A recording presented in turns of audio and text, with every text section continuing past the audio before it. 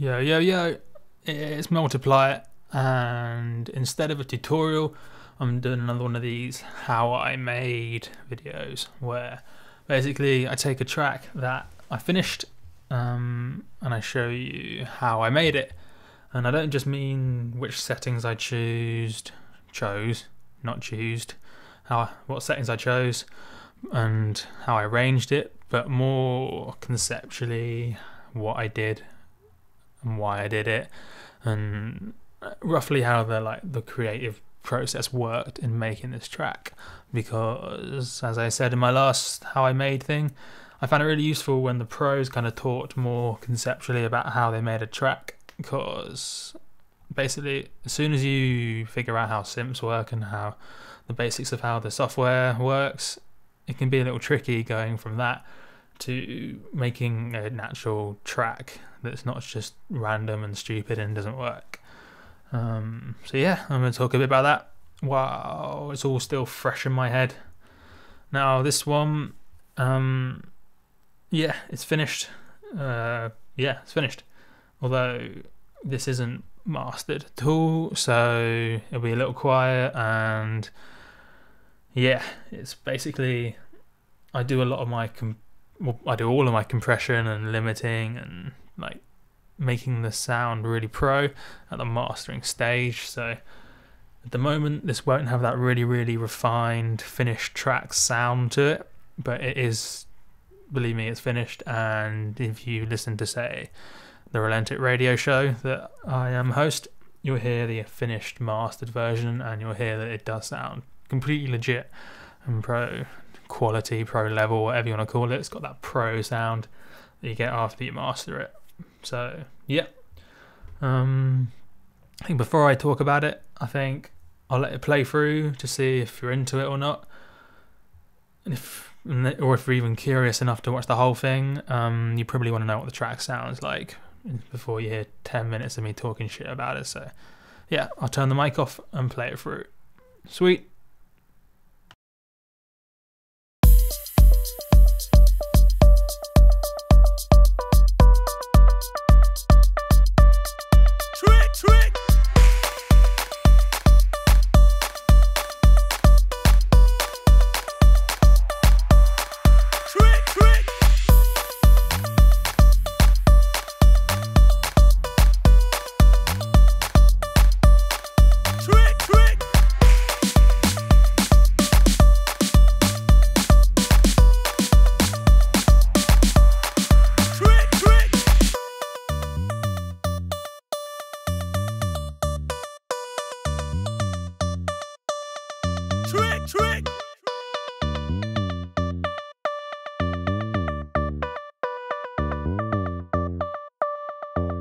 Trick.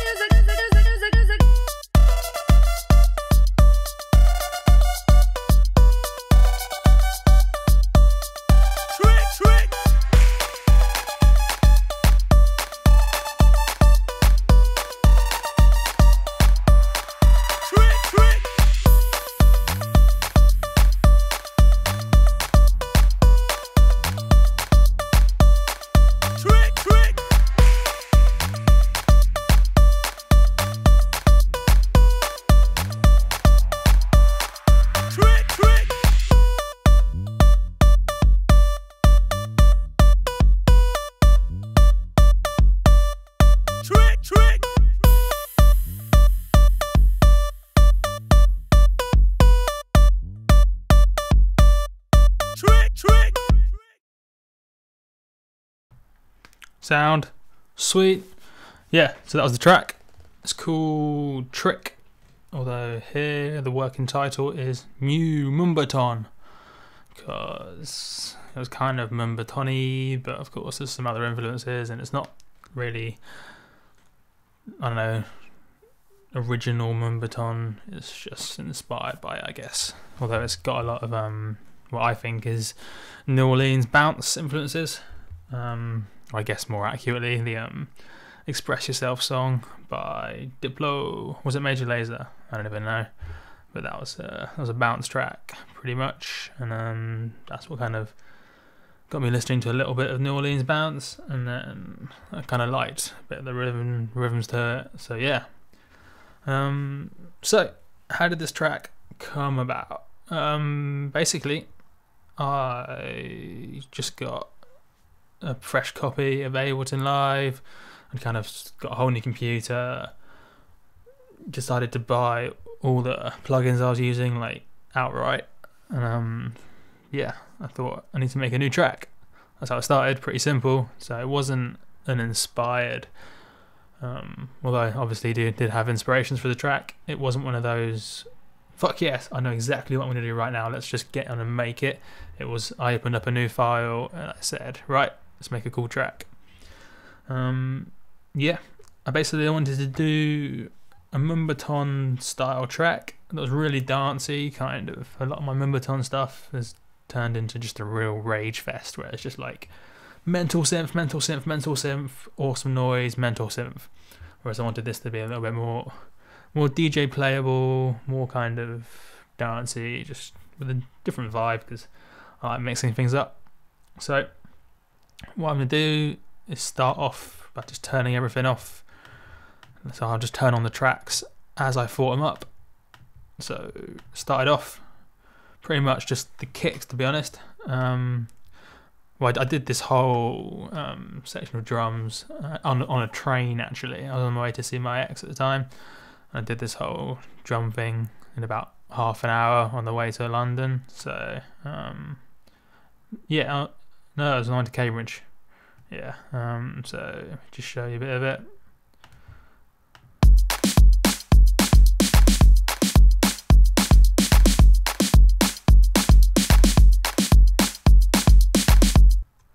Now it's got at first the snare wasn't in, so it was more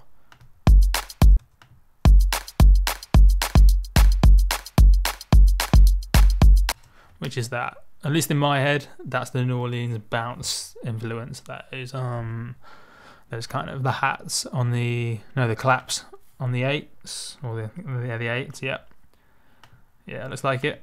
And then the kicks aren't 4 to the floor. If you have a look, they are, it's kind of on the beat, on the beat, on the beat, and then it's got that different bit in it. And yeah, the little subtlety to it is this last kick. I pulled the velocity down, which is there, which basically makes it slightly less loud. So the last kick is maybe like a decibel or 2 quieter, and it gives it a little bit more kind of groove to it, I guess, a little bit more rhythm to it. So you hear this.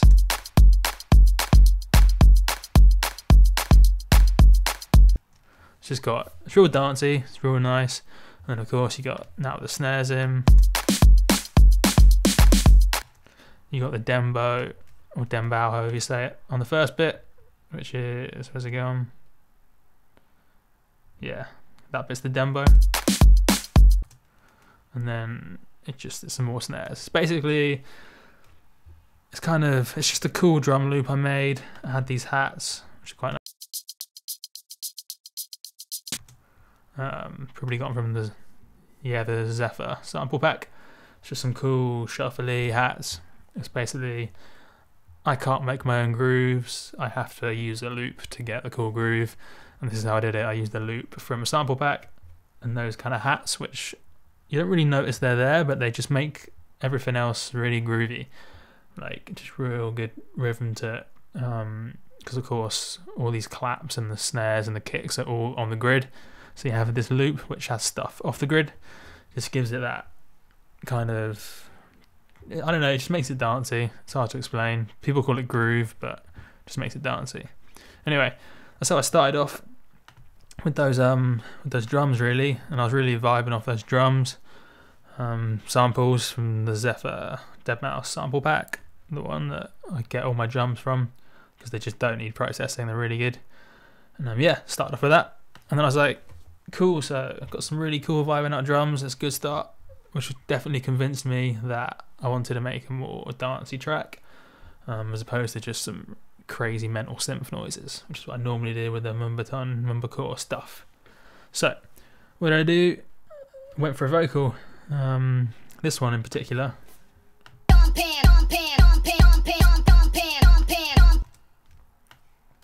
And how did I make that? Well, this is from a sample pack I got, which has some, they call it like MC electro hooks or something. It's basically just a guy singing a bunch of electro house, like hooky vocals, and I just cut a bit out.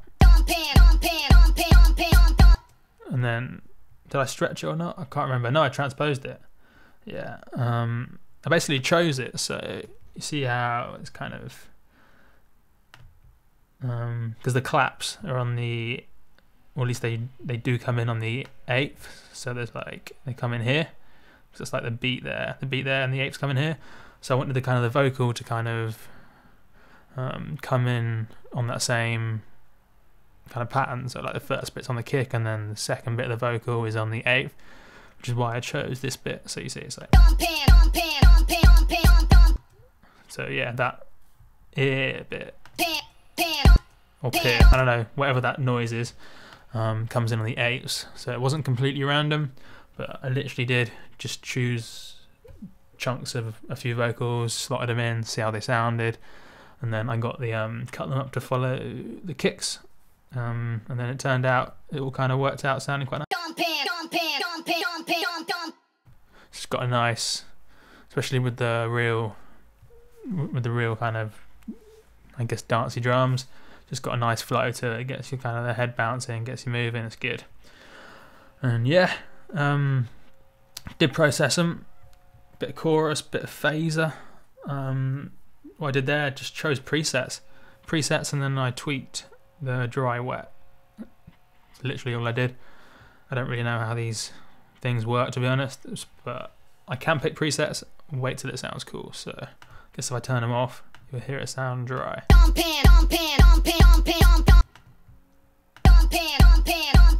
just kind of puts it in the background a bit, just makes it a little bit more interesting. Really all there is to it. More interesting, really. And of course, I probably forgot to mention, I did pitch this vocal up a bit just to make it sound nicer. So to show you what it would have sounded like.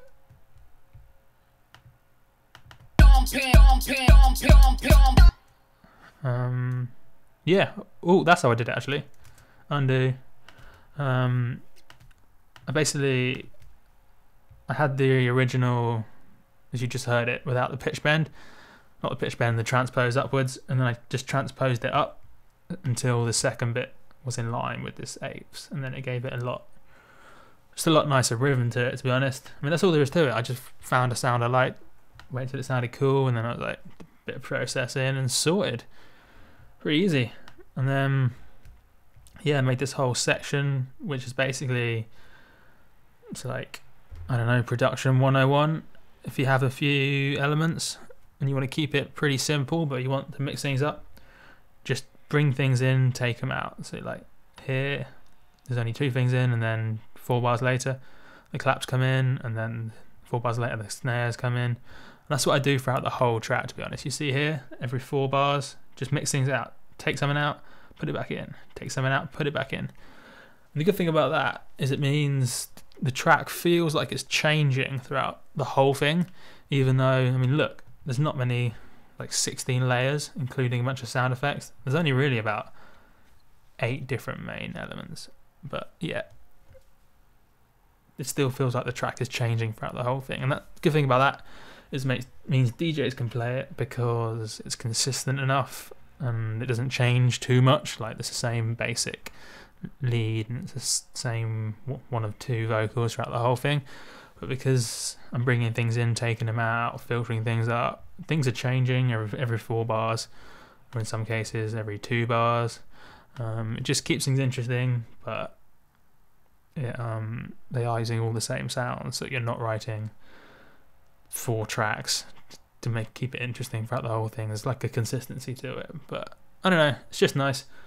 It's just how I did it, and of course it's quite easy to produce as well that way, because you just copy and paste that to there, but except choose a different arrangement of drums, and then suddenly it sounds different, even though it's basically the same. And it's like I said in the Love Hate How I Made, the whole point of music is finding the balance between what people expect and what people know, and what people don't expect and what people don't know.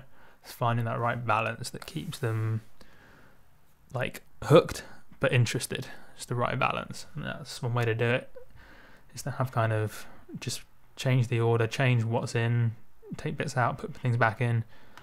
Yeah, it's pretty simple really. Yeah, so what did I do after that? Oh, I came up with another vocal, which is this bit.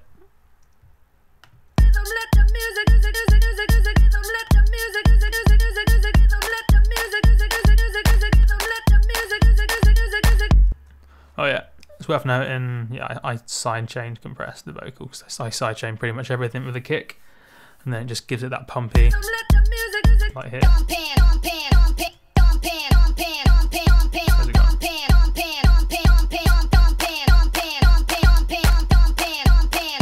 So yeah, it's kind of subtle, so only goes down a few dB, but it does give you that subtle pumping, which, if you want something to sound dancey, you need that pumping, as people call it, basically where you sidechain compress the kick. It doesn't have to be really radical, like it doesn't have to be. It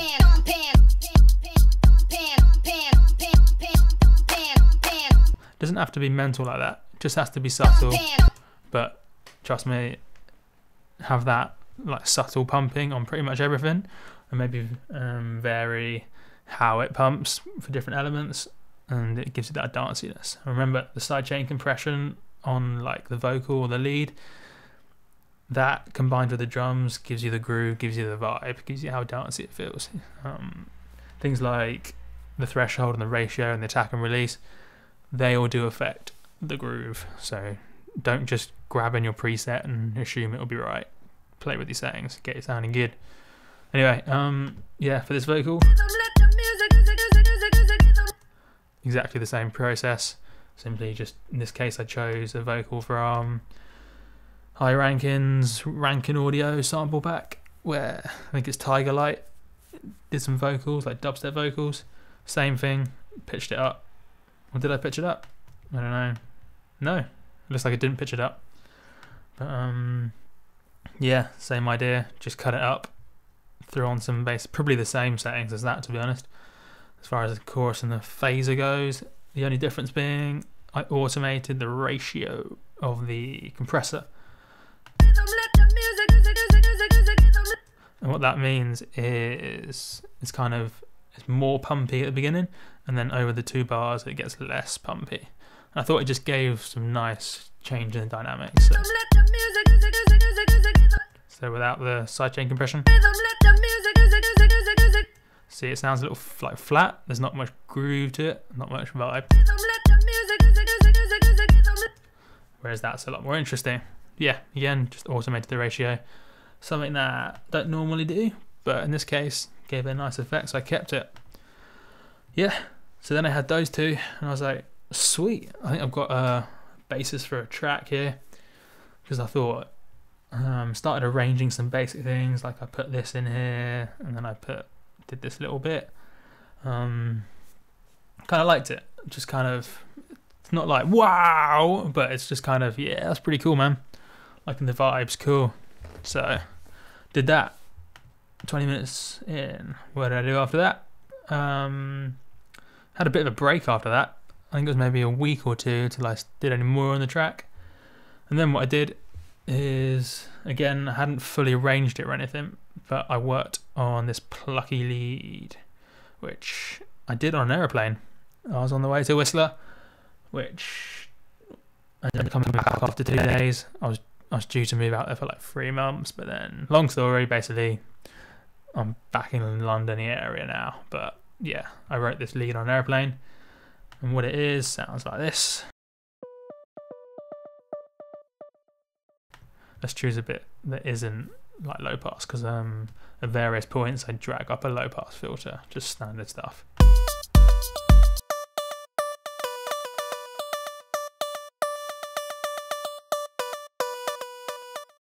Sounds pretty cool, right? In the track.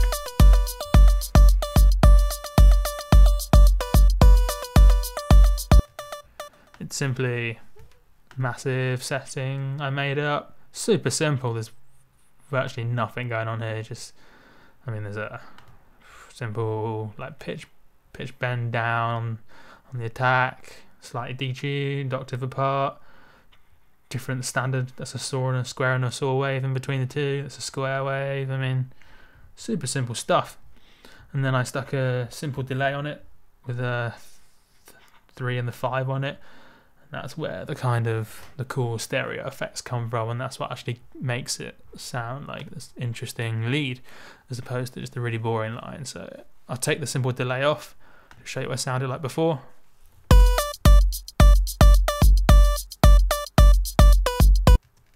Pretty simple. That by itself wouldn't be interesting enough. So you got this cool simple delay which gives it a stereo vibe to it.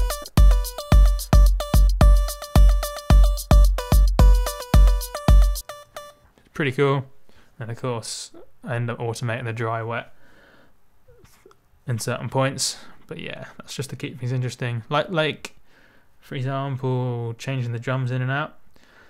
For this plucky lead, I have simple delay, the dry wet changing at certain points. Just takes some of that delay away. Just keeps things interesting. It's that same idea.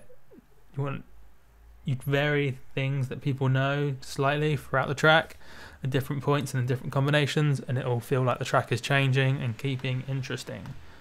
Similarly here we have an EQ8 with the low pass filter dragging up. So that's basically what's going on with that lead.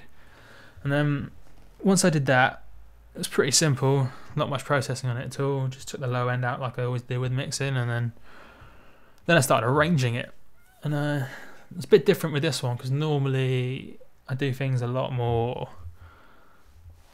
like 32 bar intro or 16 bar intro and then 16 bar build, or like 32 bar intro, 16 bar build. So normally my tracks go intro, breakdown / build, whatever you want to call it, big drop, and then kind of a post drop, just like something in between the main dancey section and then the main breakdown. There's kind of like a middle bit, which is just kind of, it's normally the drop, but with a few elements taken out or a few bits changed, and it's like, because people rage for like 40 seconds and they want a bit of a break before the breakdown, and then there's a breakdown bit and a build, and then a big drop, and then the outro. That's pretty much how I do most tracks. And, it's the standard way to do it. But in this one, because it's more about kind of vibe, it's not about just getting everyone excited and then making them go crazy.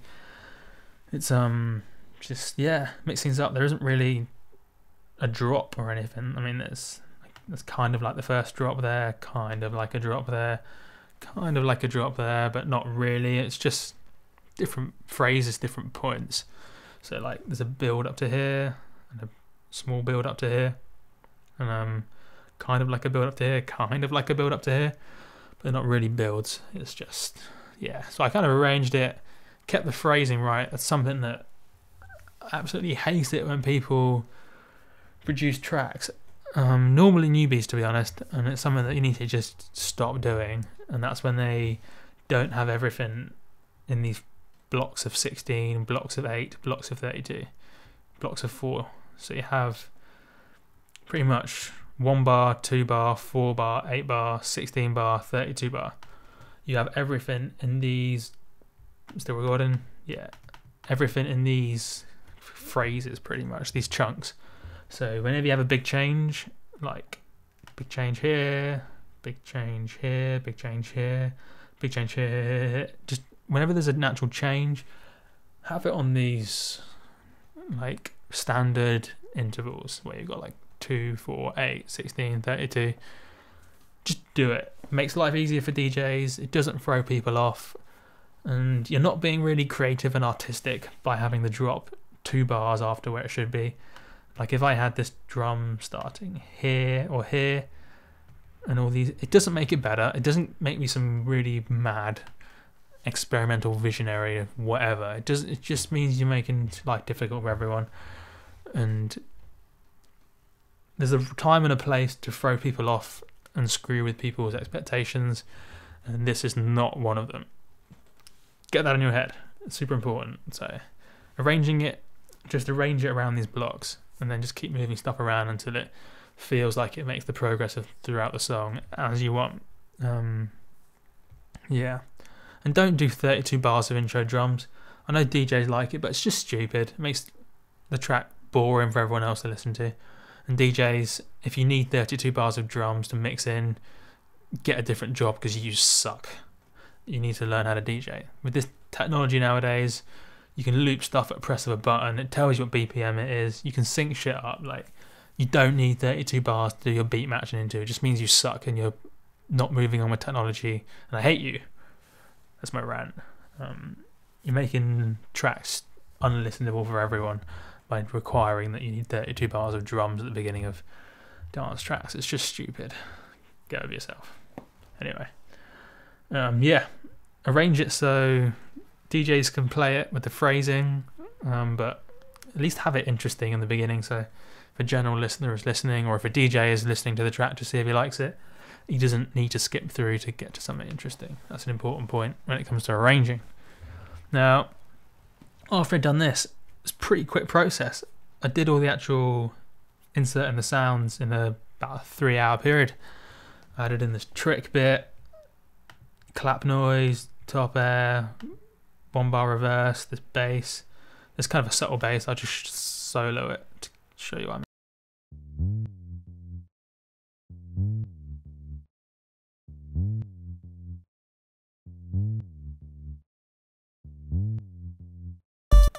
Yeah, see, just kind of subtle. It's, you barely really hear it, but especially if you have a proper sub plugged in and you're in the club, and I don't know, it's in the background. It's something else to fill out the bottom end, because there's only really the kicks, which are quite cool by themselves, but throughout the whole track you're requiring a little bit of something else. It's just something else to add, really. And again, you got this rolly synth,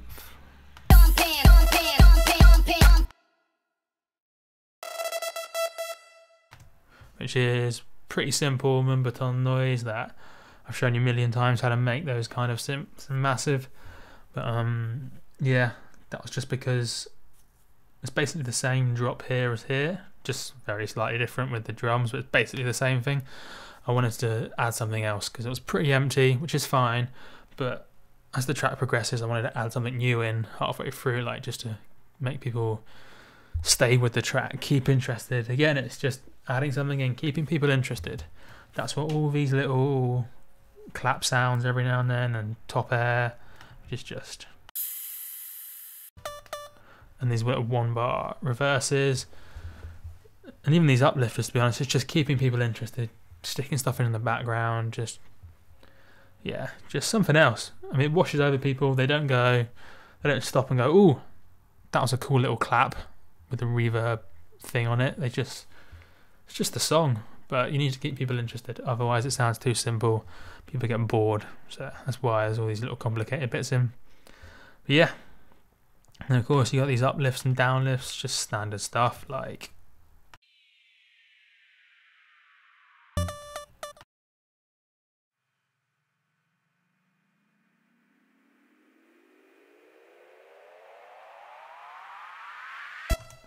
it's quiet, but background, it means when the track is washing over you, you feel like you're building up to this like interval, because of course everything's done in 8s and 4s, remember, so all these downlifts and these uplifts just brings you along with it. It's hard to explain, but chances are you either know what they do and why they're there and you use them, or you haven't seen them before and you haven't thought about it. Think about it. If you haven't seen these before, these uplifts and downlifts pretty consistently, everybody uses them. It's literally 99% of dance music tracks uses these kind of things over standard intervals. And if you haven't heard them before, that's probably good, because they're not designed to be heard. They're not features of the track. They're just background things to bring you through the different phrases of the track. And now I've told you about them, go listen to all your favourite tracks and listen out to those background, almost sound effects you can call them, and they'll be there. They might be crashes, they may be short 1-bar reverses like this, but all these little things, they all add up. And to be honest, it doesn't matter where you put them. Like, it doesn't matter that I've got one there but not there. I mean, it's just personal preference. Like, I just wanted a slightly cleaner drop, and then but of course the same thing happens here, so you need to add something else to keep the interest going. So I've got like clap and a thing there. Within reason, put them wherever you want, mix things up, don't make it too repetitive, but of course they do need to be quite repetitive, they do need to be in there. It's just background shit. If you're new to producing, you need background shit in there, and you'll find you don't need to make all these noises. They come in, to be honest, pretty much everyone uses Vengeance sound effects 1 and 2 to get these noises, but they're everywhere in sample packs, these uplifts and these downlifts. They're called uprisers or down risers or sweeps. A few different names for them, but you need them in your tracks. My only real recommendation is, if you want something original, process them. Take all the bottom end out, you don't need them. That may just be my thing, but yeah, you can just drag these samples in, and you'll find as you get better and better producing, you can add in all these little details like top air and these clap sounds, like, I can show you what it is. You can add all these things in really quickly just by, you'll know where in your sample packs to look. You'll just scroll through, choose one that sounds cool, drag it in, quick bit of processing, like in almost all cases it will just be taking out the bottom end, sorted. Maybe a bit of stereo widening if it needs it. Yeah, it's all background, but it needs to be in there. You can actually do it quite quickly. And don't make them too loud, don't make them too subtle, otherwise you won't hear them through anything but the best headphones. But yeah, they need to be in there. And then again, there's just another little lift here, just to have a slightly different uplift before the drop. I say a drop, it's just a different, it's not really a drop, it's just the start of the next phrase. But yeah, that's the arrangement of the track done, to be honest. I mean, it's not a complicated track. May look complicated to you, but trust me, this is a simple looking track. There's only 15, 16 layers to it. Not even that much processing on all the layers. It's pretty simple, but then again, tracks can be simple. Nothing wrong with having a simple track. Some of the best tracks that have ever come out ever have been simple. They don't all need to be complextro or super highly processed audio. I mean, fundamentally, at any one time, it doesn't need to have that many tracks in to be interesting. So you don't need a gazillion drum layers. You don't need to layer up 7 snares. You don't need to have a 50 pattern loop of hats just dragging a loop. I mean, to be honest, it looks like I've just used samples and I haven't done that much to it, but I guess the creative bit is things like the kick pattern or this cool vocal bit or this plucky lead and the fact I've layered up this bass. That's where the creativity comes into it. And it may not seem like much, but I'm not dragging in melodies from sample packs, which is where I draw the line. But it is perfectly acceptable to use these samples for drums and these sound effects. It's perfectly fine. Everyone does it. Just get used to that. It's an important concept which you need to get used to very, very quickly with making dance music. Don't make everything yourself.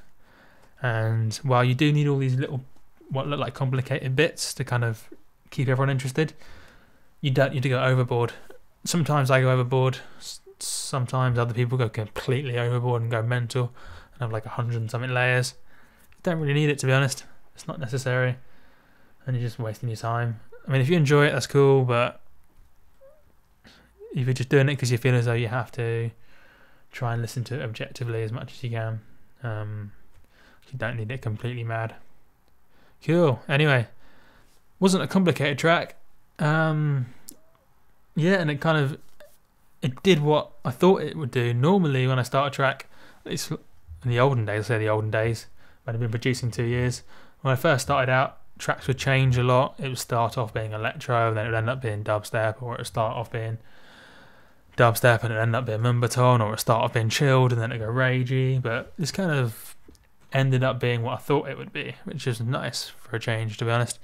And it happened quite quickly.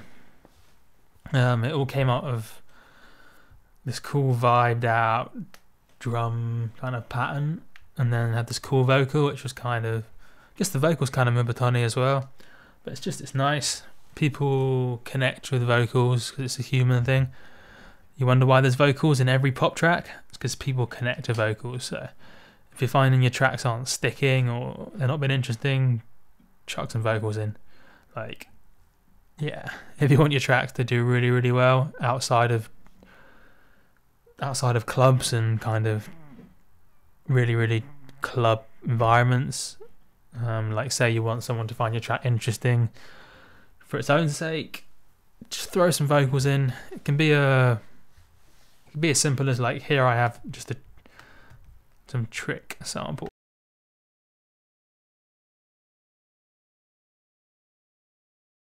Trick. It can be little things like that, where it's just give it a human element, because people respond without knowing it to humans. Humans, at the end of the day, that's exactly why there's vocals in all radio songs, pretty much. It's because people respond to vocals, they respond to humans more than synthesizers, unless you're a robot or you're weird. So yeah, it's just something to think of. If you're not ever putting vocals in tracks, just something to think of if you want your track to do slightly better.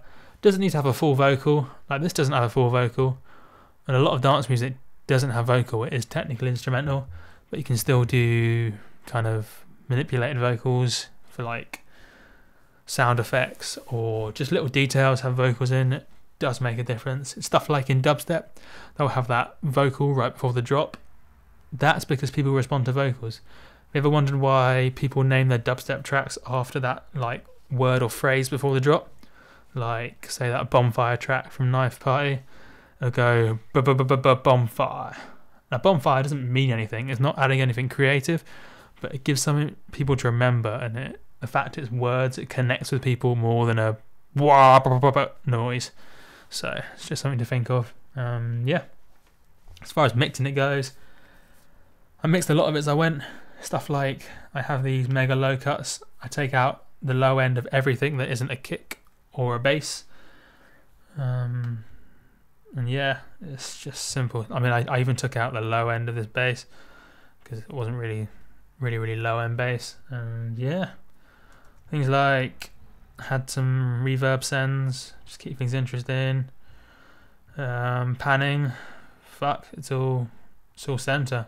I mean, obviously I have like this lead sound, it's got loads of stereo effects, so it's in the center, but it does get pinged out to the side, which give it some width, so I didn't need to do any stereo widening or anything. And then these vocals are made wider with these choruses in particular. Phaser gives it a little bit of width, and these sound effects already came as wide as I wanted, so sorted, easy. It's got all the width it needs. Obviously in mastering I'll give it a bit more width, I'll make sure all the bass is definitely in the center, things like that. It's all a mastering thing to do. You'll notice I haven't done any compression, and if you're thinking you should compress to make it sound loud, no, I do all my compression at mastering, because I don't compress for dynamics. Some people compress for loudness. No, leave that till mastering.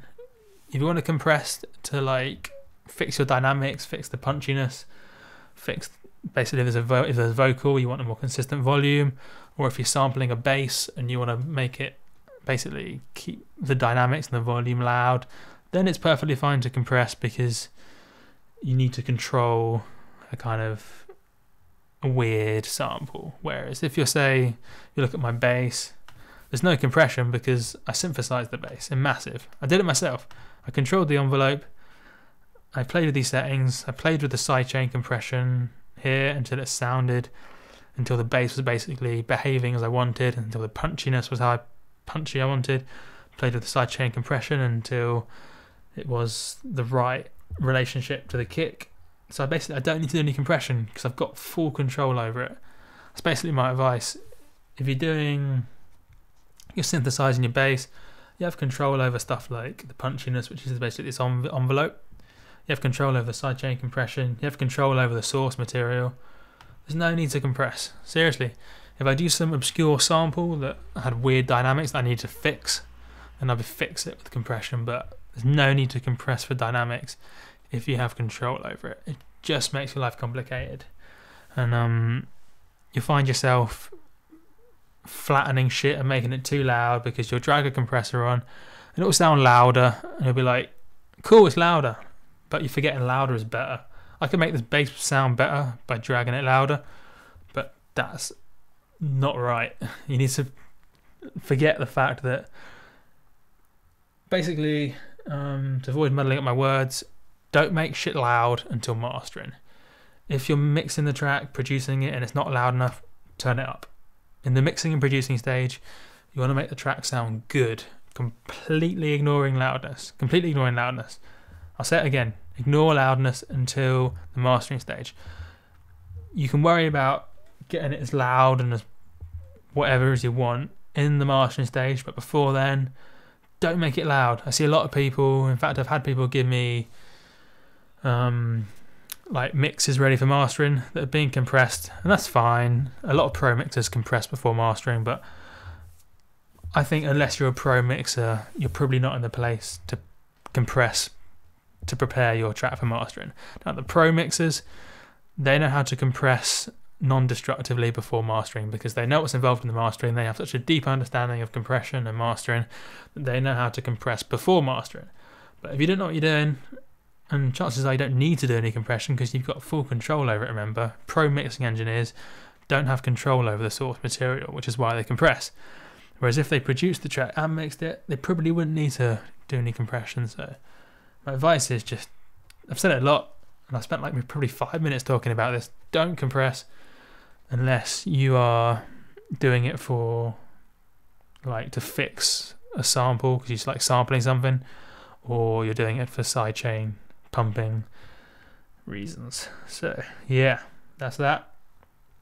And yeah, I'll export this and master it, which is what I did. Pretty simple, not much to it.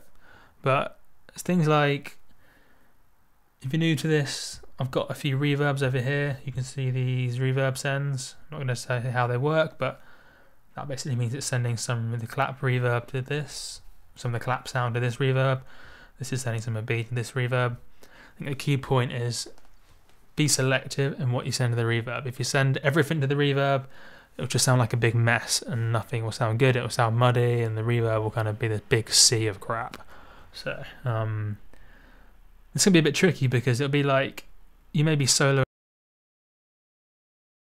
the snare, and then you'll drag up a bit of reverb and you'll be like, it's about this snare sounds better if I have a bit of reverb, and then you solo all the tracks and do this, and then when you realise, you look back and you've put everything to reverb and it's just this big mess. So be selective. In this case I chose the clap just to make the clap a little bit, give a bit more space because I wanted the clap to be important. And yeah, the vocal is an important part, so yeah, I set that to the reverb, but like this hats specifically didn't send it to reverb, snare didn't send it to the reverb. Like, just be selective in what you send to reverbs and maybe have a few different reverbs. Keep things interesting. Some of them, like say garage, would be really short decay, give a kind of a small room vibe, and then this hallucinations and large stage have a longer decay and stuff, so they'll give a bigger vibe. So just mix things up. Don't overcomplicate things. Don't over-process things. Just be selective, and yeah, your track will come out sounding cool. And I think that's it. It's been 45 minutes. A bit shorter than the other one. So I thought the other one dragged on a bit. So yeah, that's been the track Trick.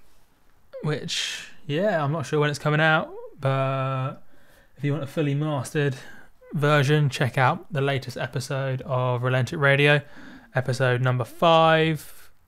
No, it was episode 6. Well, I'm going to check. How do I check really quickly?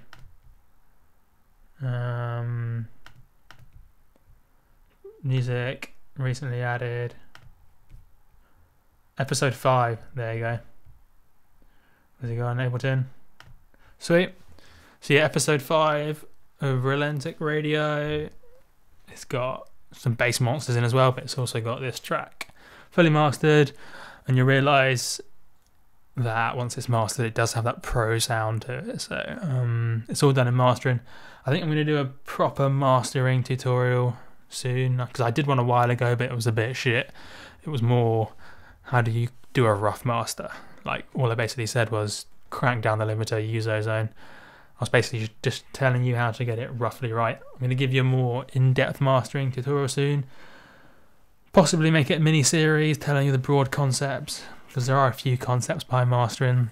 Pretty simple once you know them, but you need to know about the concepts behind mastering, and then once you know them, it's pretty simple to get an alright master. Now, it's difficult to get an amazing master, but it's easy to get an alright sounding master. So, yeah, I'll do one of them soon.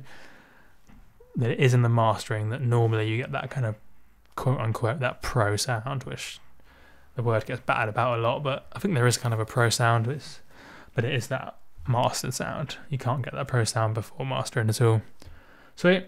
So yeah, this has been how I made Trick. I've been Multiplier. Check me out on Facebook, Twitter, SoundCloud a lot. Links below. Yeah, recommend shit for me to do, and I'm hungry, so we're done. Bye.